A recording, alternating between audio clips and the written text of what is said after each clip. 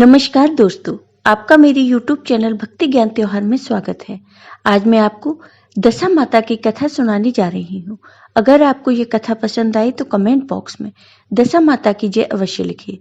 साथ ही अगर आपने अभी तक मेरे चैनल को सब्सक्राइब नहीं किया तो सब्सक्राइब कर लीजिए और बेल आइकॉन पर क्लिक जरूर कीजिए, जिससे हमारे वीडियो के नोटिफिकेशन आपको मिलते रहें। अब सुनिए ये कथा। किसी राज्य में एक राजा राज्य करते थे। उनकी रानी बहुत ही कोमलांगी थी। वह फूलों की सैया पर सोया करती थी। एक दिन फूलों के साथ कच्ची कली भी आ गई। कच्ची कली के कारण रानी को रात को नींद नहीं आई। वह करवटें बदलती रही। तब राजा ने पूछा, आज क्या बात है जो तुम्हें नींद नहीं आ रही? रानी ने बताया कि महाराज, आज फूलों में एक कच्ची कली आ गई है। वह मेरे शरीर में चुभ रही है, इसी कारण मुझे नींद नहीं आ रही है। राजा के शयन कक्ष में एक दीपक जल रहा था, जिसे ज्योति स्वरूप कहते थे। ज्योति स्वरूप रानी की बात सुनकर हंस पड़ा। तब राजा ने हाथ जोड़कर उससे हंसने का कारण पूछा। तब ज्योति स्वरूप ने बताया कि अभी तो रानी को कच्ची कली के कारण इतनी तकलीफ हो रही है। कल सवेरा होने पर जब रानी को सिर पर बोझा ढोना पड़ेगा, तब इनकी क्या हालत होगी? तब राजा ने पूछा, क्या मेरे जीवित रहते ऐसा संभव है? तब दीपक ज्योति स्वरूप ने उत्तर दिया, हाँ संभव है, तुम्हारे जीते जी ही संभव है। ज्योति स्वरूप की बात सुनकर राजा ने मन में सोचा कि देववाणी कभी असत्य नहीं होती। होनी को कौन टाल सकता है?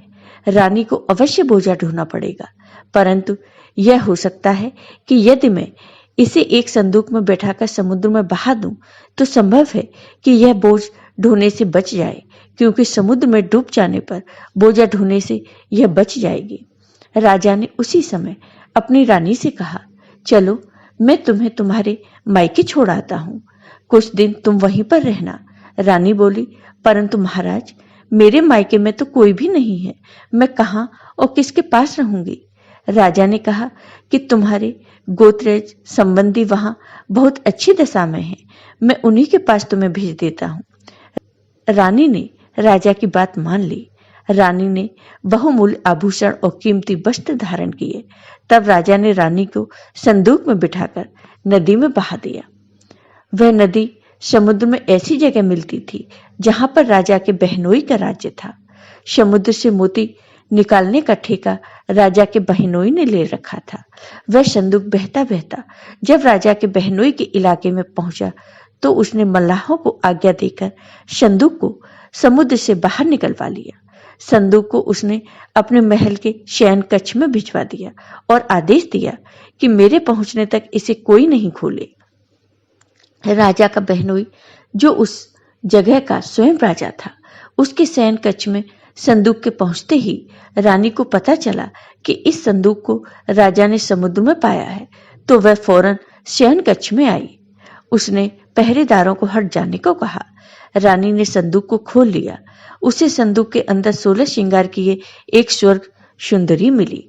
रानी ने अपने मन में सोचा कि यदि राजा इसको इस दशा में देखेंगे तो इसके ही हो जाएंगे और मुझे छोड़ देंगे।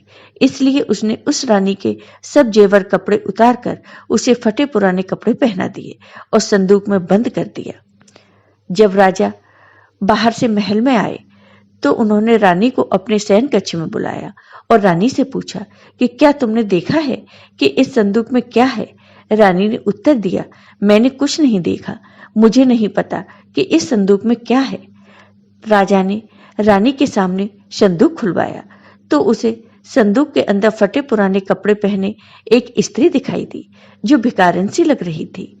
रानी ने कहा, यह कोई भिखारन लग रही है, इसको कारखाने में भिजवा दिया जाए, वहां लकड़ी ढोकर अपना जीवन निर्वाह करती रहेगी। राजा ने रानी के कहे अनुसार उसे कारखाने में भिजवा दिया। एक दिन रानी की सहेलियां नदी में स्नान करके दशा माता का डोरा ले रही थी। उनके पास एक डोरा रह गया था। वे ये सोच रही थी कि इस डोरे को किसे दिया जाए कि उसी समय लकड़ी ढोने वाली रानी वहां आ गई। उन्होंने उसे रोककर पूछा, बहन, हमारे साथ दशा माता का एक डोरा ले लो। रानी ने कहा कि मुझे डोरे लेने में कोई हर्ज नहीं है, परंतु मुझे खाने भर को नहीं मिलता। मैं इस डोरे की पूजा कैसे करूंगी? तब वे बोली, तुम इस बात की चिंता मत करो, हम हर रोज इस जगह स्नान करने आया करेंगी। 9 दिन तक हम यहाँ पर कथा कहेंगे, तुम भी रोज आकर कथा में शामिल हो जाया करना। 10वें दिन पूजा होगी, तब तक दशा माता चाहेंगी तो तुम्हारी दशा बदल जाएगी। रानी ने दशा माता का ध्यान कर डोरा ले लिया। उसी दिन रानी के पति राजा को यह चिंता हुई कि रानी को संदूक में बंद करके बहा तो दिया था, परंतु पता नहीं उनका क्या हाल होगा।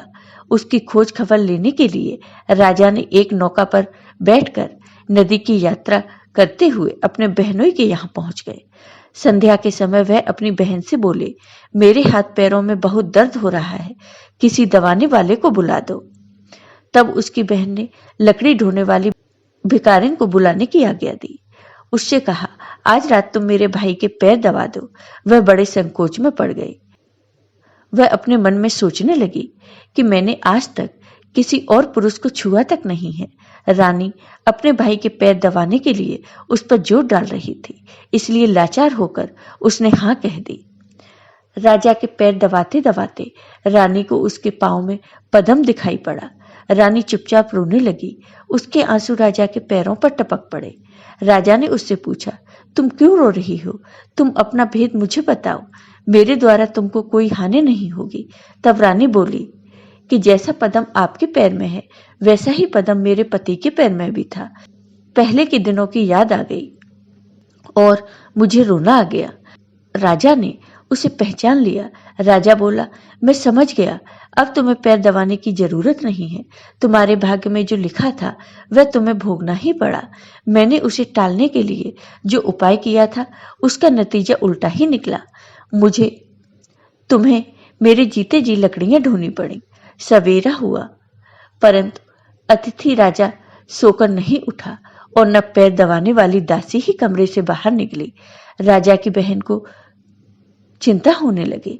थोड़ी देर के बाद दासी कमरे से बाहर निकली और कारखाने में काम करने चली गई। रानी ने कमरे में जाकर अपने भाई को जगाया।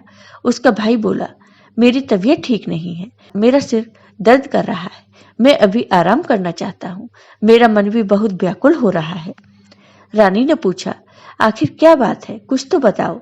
राजा ने कहा, बड़ी शर्म की बात है, मैंने तुम्हारी भाभी को जानबूझकर संदूक में बैठाकर तुम्हारे पास इसलिए भेजा था कि इसे यहाँ आराम से रखा जाएगा, परंतु उसे तो यहाँ लकड़ियां ढोनी पड़ रही हैं। उसके तुमने सारे गहने कपड़े उतारकर उसे रास्ते की भिखारिन बना दिया। उसकी बहन बोली, मैंने उसे नहीं पहचाना। उसने दासियों को भेजकर उसे चुपचाप अपने पास बुलाया।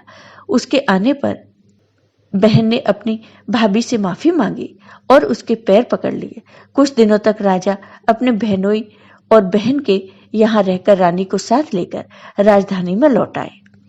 रानी ने अपने महल में पहुंचकर सुहागिनों को न्योता दिया। बड़े धूमधाम से दशा माता के डोरे की पूजा की और नगर में ढिंडोरा पिटवा दिया कि आज से अमीर गरीब सब दशा माता का डोरा लिया करें और श्रद्धा पूर्वक पूजा किया करें। जिसके पास पूजन पारण के लिए धन की कमी हो तो वह महल से ले जाया करे। इस प्रकार दशा माता की कृपा से रानी अपने महल में वापस आ गई और राजा के साथ सुखपूर्वक रहने लगी। तो हे दशा माता, जैसे आपने इन रानी पर अपनी कृपा की, वैसे ही अपने सभी भक्तों पर अपनी कृपा सदा बनाए रखना, सबकी दशा ठीक करना। जय हो दशा माता की। आपको ये वीडियो पसंद आया हो तो कमेंट बॉक्स में कमेंट करके जरूर बताइए। साथ ही मेरे वीडियो को ज्यादा से ज्यादा शेयर करिए। धन्यवाद।